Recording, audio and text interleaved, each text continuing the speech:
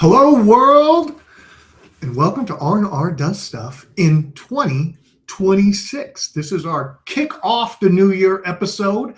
I know you all have been missing us. We had some vacations at the end of the year, and then, we just kind of had to get our feet under us. So we're back. Ryan, are you back? Are you here? I'm here.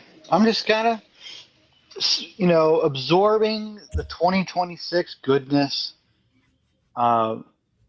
Nice, relaxing holidays, and ready to dig into the new year. More projects and more fun. I know. I feel the same way. It is, for those that listened last time, I took off to Germany in December, got back. Of course, we all had holidays and we all had beginning of the new year kind of deal. But I did retro while I was in Germany, brother. Oh, awesome. What'd you do? What'd you find? Wasn't The just beer, right? Berlin Computerspiel Museum and on Karl Marx Road or something like that. So it was, Okay. I'm going to say for our listeners, and I have a feeling many of them have been to like the National Video Game Museum or someplace like that. Very similar, a lot tighter, a lot more punched in space because it is in the middle of Berlin, for goodness sakes. And was really nice. When I walked in, immediately a big wall of all the consoles from back in the day. Of course, I ran into an Amiga 500.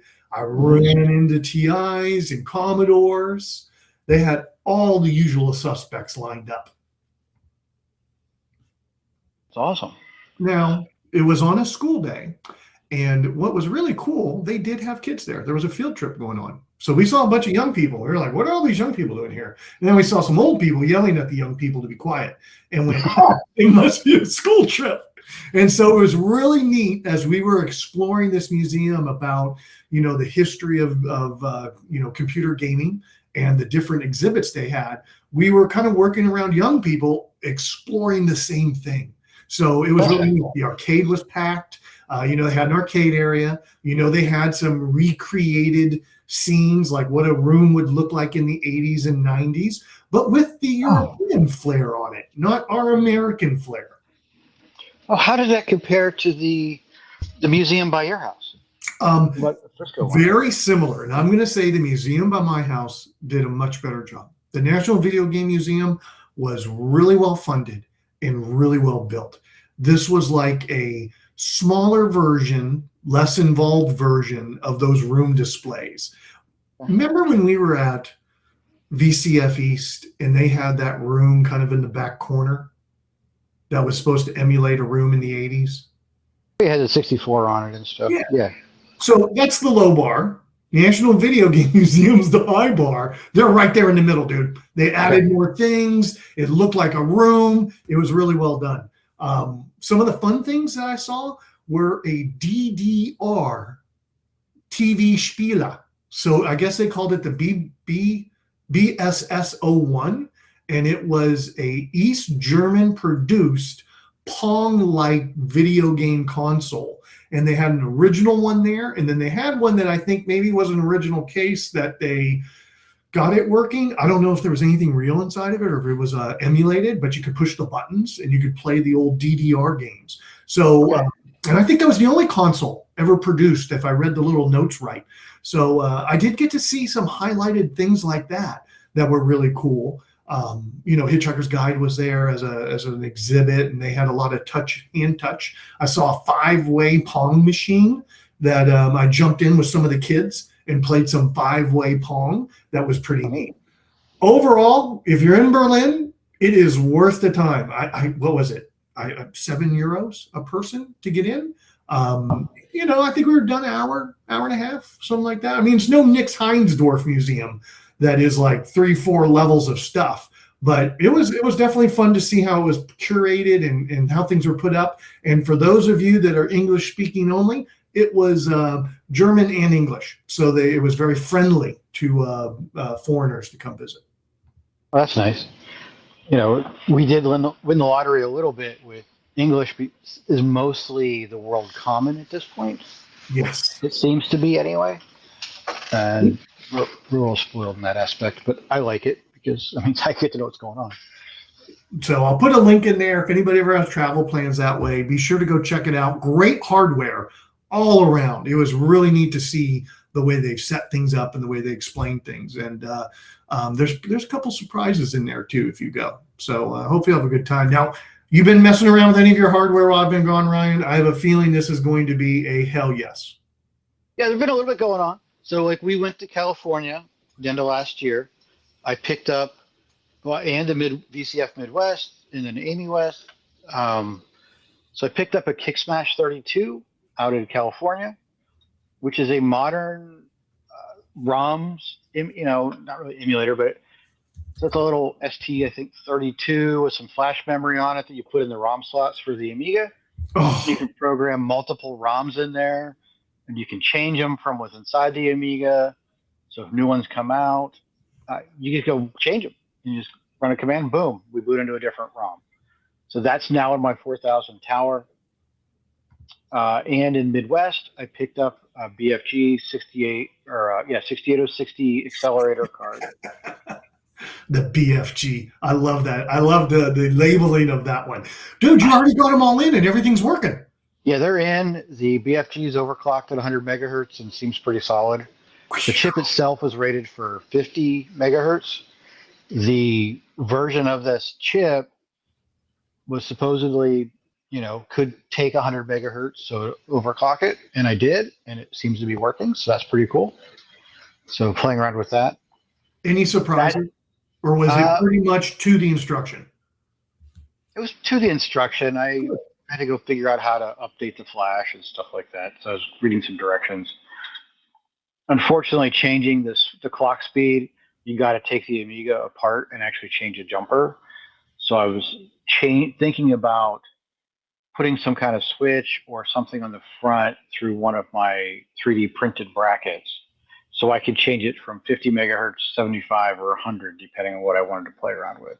Oh, dude, that is going to be, that's nice. How are you going to have a switch outside the case, moving a jumper in? You would just solder them all up.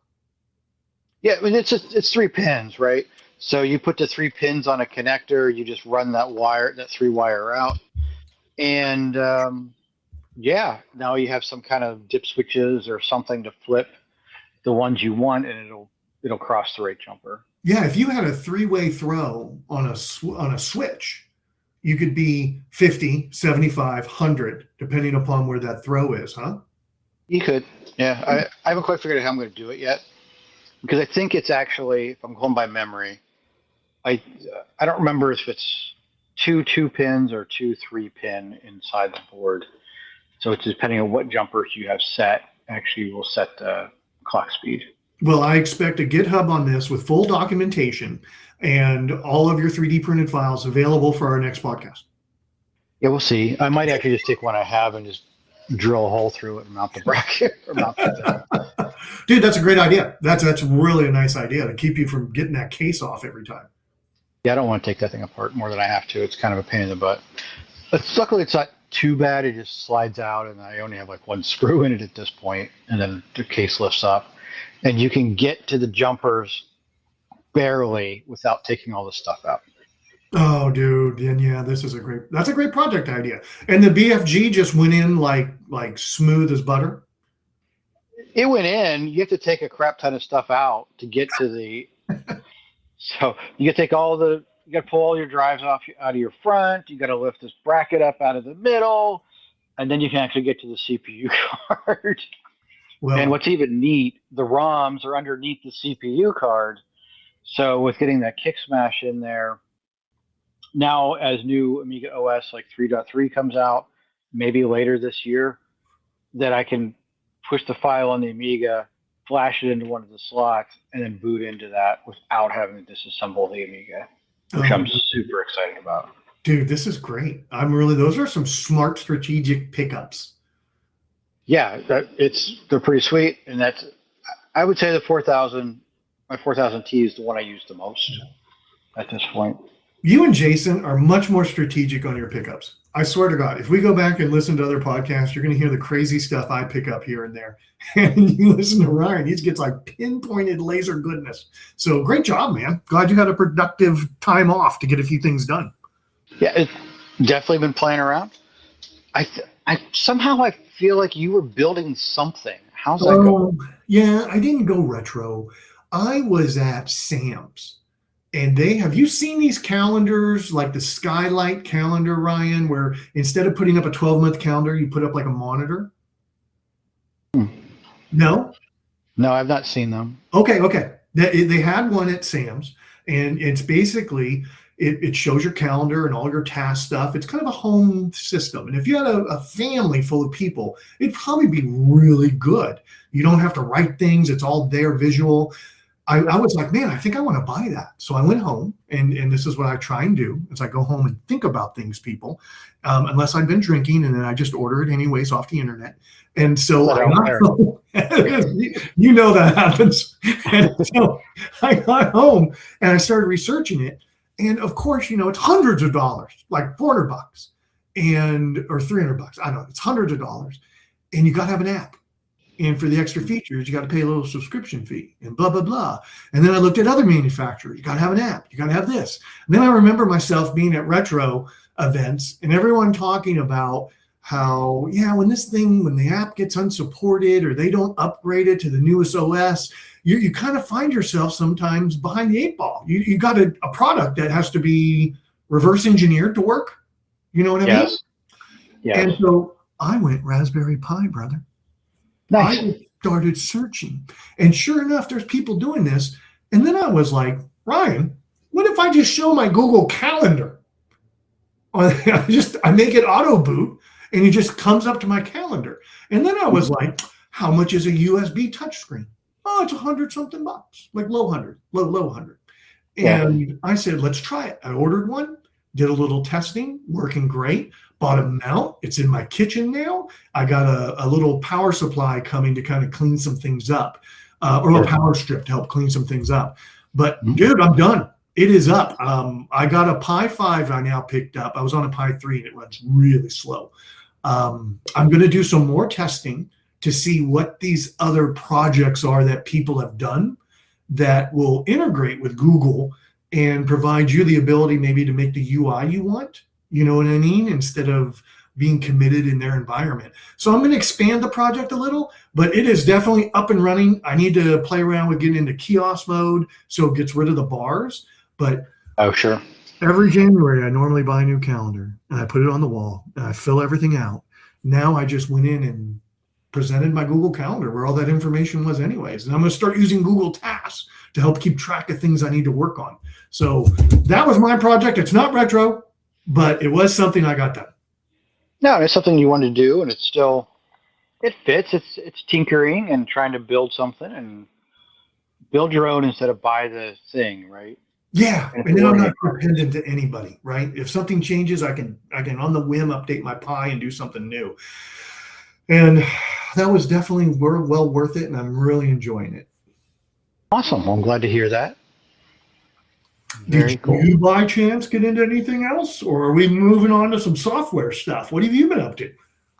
Well, because I needed more computers, I picked up a few more Amigas over the holiday break. What? Yeah, I got 2 more 500s, another 600, and a 3000. Oh, this is the deal you picked up visiting family, and you texted me some pictures. And dear listener, Ryan drives, I'm going to say, a compact vehicle. Let's just call it a compact vehicle. Is that a good description, Ryan? Sure, it's small. Yeah.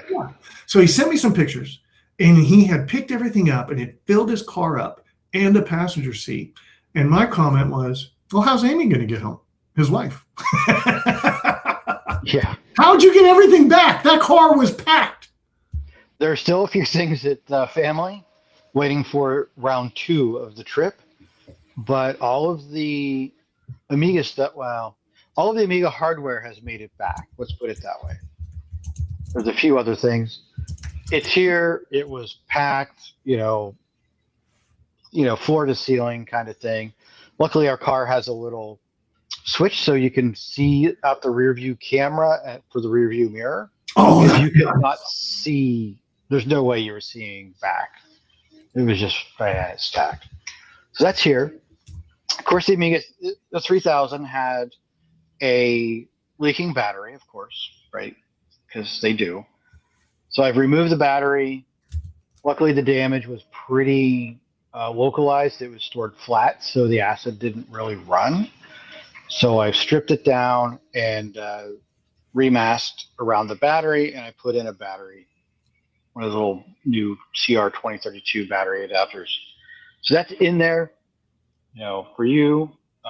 Doesn't really make good podcast, but it's on my desk right now. I'm getting ready to put some screws back in. I need to open up the power supply. It did boot. So I had it booting before I took it apart. So that's going to get, put all back together. I got to put the screws back in. Here's the problem. There must be 30 screws to take this thing apart. They're all in a little tray right here. But I forgot to take a picture on what screw goes where. So what that means is I'm going to go take apart another Amiga 3000 that I have. Luckily, I have more than one. And go look and see where all the screws go so I can go put this one back together. Dear listener, Rich has done what Ryan has talked about probably 50 times. 51st time this week, I started taking apart a Steam Deck I need to repair. And I have these little bags. They're like really little bags, dude. Like if I got stopped with a bunch of them, they think I was a drug dealer. So what I've started to do now is label them like back screws internal or back screws inside, back screws outside. And then I just throw them in my bucket while I'm working. And okay, that's probably not very environmentally sound, but that might help for me, but that might help for some listeners. But taking a picture is definitely a good idea. And that's a lot of screws, dude. There's a ton of them. I have an iFixit toolkit. So the lid of it has all these little boxes. So as I take things apart outside in, I put the outside screws on the outside of this little thing and start putting them on the inside. But in the middle, I'm like, well, okay, I have a screw and I have some standees, so other things go to it, and which one goes where. So really, if I just had a top-down photo of where stuff was, it'd be like, oh, okay, this one just goes here.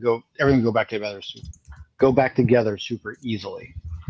Problem is, I only took an overhead photo around the battery that was leaking and all of the crap on it, and not the wider photo, which I normally do. So I don't understand why I didn't do that, but of course that's how that worked. Well, you sent the one you took with the battery to me. That's why you took that photo too, I think. Well, it's going to be in a blog post of like how bad, stuff like. So I was thinking of the blog post more than, oh God, I'm going to put this back together in like 2 weeks and go, crap, where do those screws go? Now, when it comes to the battery replacement, Ryan, I have got to think you can probably do that blindfolded now. Am I right? I mean, I knew what I was doing. Yeah. Luckily, the acid was pretty contained. I know one of the 500s has a memory board on it that has a leaking battery and it's green around it. So I got to clean that up too. I haven't even looked at the 600 or the other 500 yet that I picked up. So that's coming. And if I remember right, if you have an extra A600 bore or membrane from the missed purchase, so let's all at home send good thoughts that this is the 600 that uses the other membrane. Well, I'm just hoping it's not broken and then I don't have to worry about it. Well, I have a feeling that we can see how that goes. Yeah, that 600 is going to need recapped as well because it's in that class of machines that capacitors always leak and they're going to be a pain in the ass. So that's going to need fixed. So I've got a year's worth of work. Man, what is your body count on Amigas coming up to now? I am north of 20 machines right now. You could open an Amiga museum, bro. I have at least one of every model except for I don't have either of the consoles. CD32? Was it CD32? What was it called? Yeah, there's a CD32. That's the 1200, 4000, whatever, CAGA one. But there was a CD-TV. I don't have either of those. They're on my list, kind of, if I can find one at reasonably priced. But, I grew up with the computer one. Yeah. And the computer one, I think there's only one game that used that custom chip on that CD32 that the normal 1200 or 4000 didn't have. So I'm like, Back to and I'm going to take us into software land accidentally and say, when we were at AMI West, they hooked us up with Amiga Forever. Amiga, right? Amiga Forever. Yeah. Can you do emulation of the 32 TV and the CD32 on that too? Oh, sure. Oh, sweet. That's cool. I didn't know that. I just thought about that. I was like, does it really encompass everything? It really does encompass everything. Yeah, it definitely encompasses everything. So, I'm more of a computer guy than a console guy. Yeah. So, but if one became available of either or both at a reasonable price, I'll break down and buy it, right? But I'm not going to pay crazy prices for it. I just know that's not happening. Based on life, you need to make sure to add Larry's area as a Craigslist watch. So if one pops up over in his little neck of the woods, he can go over and grab it for you. Which is funny because there is no Craigslist area for where he lives. Sorry, Larry. You live in the middle of nowhere, bro. Yeah, the closest one, it picks a couple of cities that are like 2 hours away. Those are like the closest ones. Well, that's good. That's good. Have you been, you've been really busy compared to me. Have you been tapping on the keys at all? Yeah, I just finally got a version of Amail out last weekend, actually. Oh, excellent. And so this one has not everything I wanted, but I got a point where I just need to release something, right? So I'm stripping a lot of HTML, JavaScript out of incoming emails, trying to do some conversions. In some cases, I get some UTF-8 because Amiga doesn't support UTF-8 characters, like all your emojis and things. So just removing some of that stuff and doing some conversions of UTF encoded things. There's some easy algorithms out there that are now I've appropriated and put in there.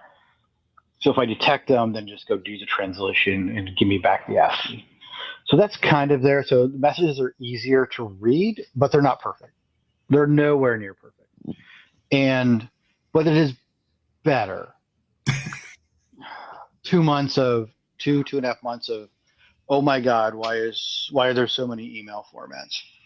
And people just sending HTML, clear text, JavaScript in there.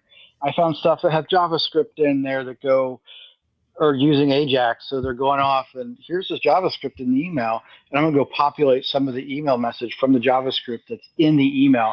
Well, I don't deal with any of that. You don't get to see that. I think people are there's stuff people took a Word document and converted it to HTML and pasted it in an email and sent them. I've seen that kind of stuff. Oh, yeah. So there's so many weird things. So I do a lot, but not all of them by any means. It's better. I'm moving on to go try to build an address book next. Dude. I want to go start adding that into it where, hey, I can actually save an email in a person. And when I'm trying to send a message, just click on them so I don't have to know their names or have to remember what their email address is. That's my next project. So Tool Jam happened. And I saw activity. People were downloading. People were talking about it. And even then in your YouTube, people are commenting in the comments and, watching this project. Do you have any knowledge if this is installed, people are using it? Are you getting any feedback that way? I know people are looking at the project, and I can see that after the announcement went out, because I sent it out and it got picked up. Luckily, or happily, it's being followed by some Amiga news reposters or like news channels find it. Because I post primarily on Mastodon, and they're on Mastodon as well, and it gets sent out and it gets put on this web page and stuff. So when that happens, I see a spike of views. I mean, for me, a spike, it's like 20 to 40 people look at it on over like a couple day period, and the downloads are mid-teens over like a 3-day period. So maybe 40 people are looking at this. That's cool. That is pretty. Yeah, it is. it's pretty That's cool. I'm glad people are interested. I've gotten some comments from somebody. Unfortunately, it doesn't work with their provider because I don't support their exchange format yet. But it'll come. It's just this is my project. I'm having fun with it. I'm learning a lot in the process, and that's just what it is. And features will come as features come, and as I have time and other stuff. Dude, that's incredible. I'm really glad that it's neat to build something and see it out in the wild and people giving it a shot. You know what I mean? So, dude, great job. You're keeping up work. Are you thinking about anything else for Tool Jam this year? Or no, that was the thing that kind of got me moving. And now I'm just going to keep moving. Yeah, there's a new Tool Jam for 2026 that just got announced a week or so ago. I'm staying with this. This is my tool. I want to actually keep working on it. I don't want to muddy the waters between working on hardware, playing with that. I want to play a game here or there and do other stuff. I kind of want to do some desktop publishing so I can do my local meetups like Flyer on the Amiga and convert to a PDF and stuff like that. Oh, that's cool. But I haven't done that yet. So I have a lot of other stuff I want to do Amiga wise.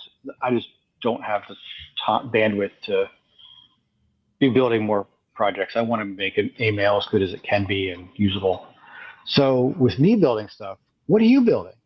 Dude, I took such a break leading up to Germany, which is the end of November, and then getting back and hitting, life, getting back to work. And then the holidays, I had no vacation.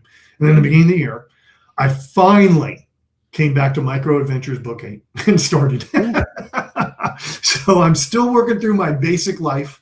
It's been going good. I really enjoy that book series too. I know it's young adult, fiction, but they're easy to read. They're fun to get through. Their assignments for you to program are fun to do. I can't wait now to finish book 8 because I think I told everybody on the podcast before, book 6 and 7 were scanned wrong. So when you get to the spot where they have their code lines, you're always missing a chunk of code because they put too much scan at the top and not enough scan at the bottom. So the bottom of the pages all get dropped off. So you're going to lose a little bit of the story too. But what that leads to me is now when I go to book 6, I kind of going to have to be on my own a little bit and build it the way I think, and then come back to them to look at what they're doing and kind of go through that operation, which I think is a good next step for me in BASIC, is get to the point that I got a challenge to do. I go write my code. I know how they write their code after 5 books, so I can follow that formatting idea. I get some help, but I don't have all the lines to work with. So that's kind of my next step. But that's it. That's all I've keyed on. I haven't even been back online to check the BBSs lately. So that'll be something I need to get back into doing, because that was lots of fun to log in and see new messages and reply, and it just so slow and so a lot different than the way we do social media now.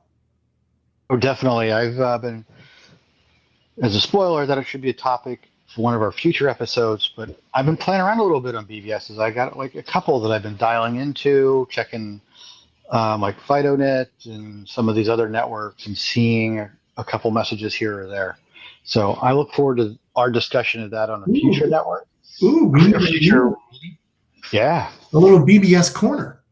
Little BBS corner. I even downloaded a QWK email reader, so I can download all the new messages into a QWK file and then launch them into a reader. You can reply offline and then upload them back.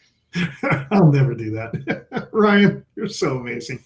That is greatness, dude. That's so greatness. You don't know. That just makes me chuckle inside. That, of course, you did that. So it was pretty cool. It's like, oh, I'm going to go compress it. I'm watching it find all the new files and everything. And it's like, here it is. And then it downloads it in Z modem. And I'm like, okay, cool. And disconnect and off I go. And I'm doing it on the Amiga. So that's pretty cool.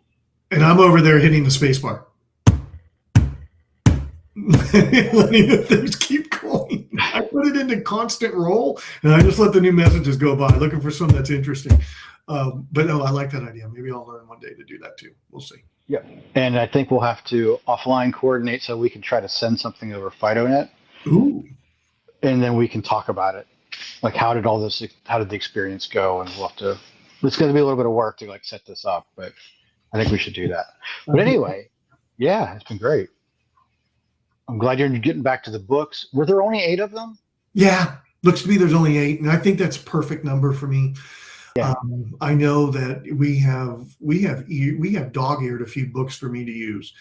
You found a few sites and shared them, and so I've got those downloaded. So I have new material after these that to get into, and I think after those I may go into assembly just for fun. You know what I mean? But we'll see. I don't know what's going to happen. I don't know, dude. I just know I enjoy the time alone, kind of just focused on this one task and working on my machine, if that makes sense.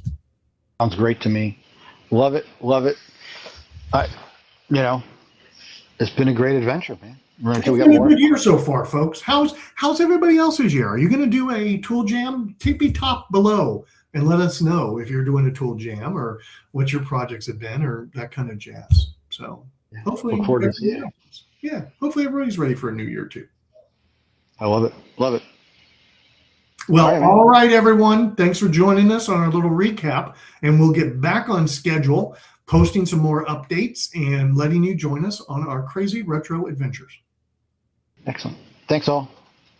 Bye.